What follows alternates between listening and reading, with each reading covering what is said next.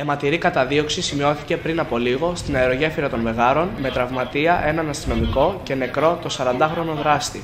Ο αστυνομικός καταδίωκε ύποπτο όχημα στο οποίο επέβαιναν δύο άτομα τα οποία σύμφωνα με πληροφορίες έκλεψαν κατάστημα στη Νέα Πέραμο.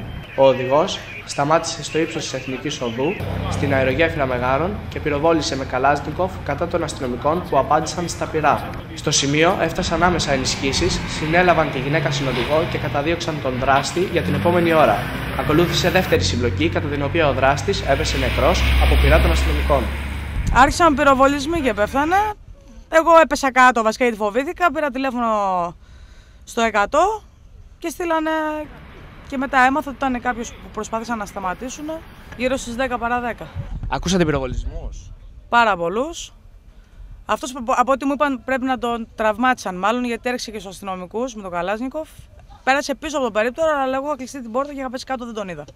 Όλα ξεκίνησαν από αυτό εδώ το σημείο. Ο δράστης, χρησιμοποιώντας το συγκεκριμένο αυτοκίνητο, προσπάθησε να ξεφύγει από το περιπολικό που τον ακολουθούσε, κάνοντας χρήση Καλάζνικοφ, με αποτέλεσμα να τραυματίσει έναν αστυνομικό στο πόδι.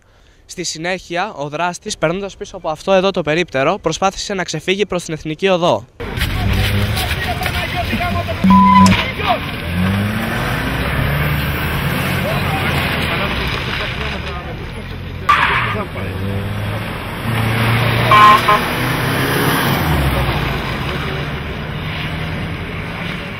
Μία ώρα αργότερα, και ενώ πλήθος αστυνομικών καταδίωκε το δράστη, τον εντόπισαν 500 μέτρα από το αρχικό σημείο και έπειτα έπεσε νεκρός από τα πυρά των αστυνομικών.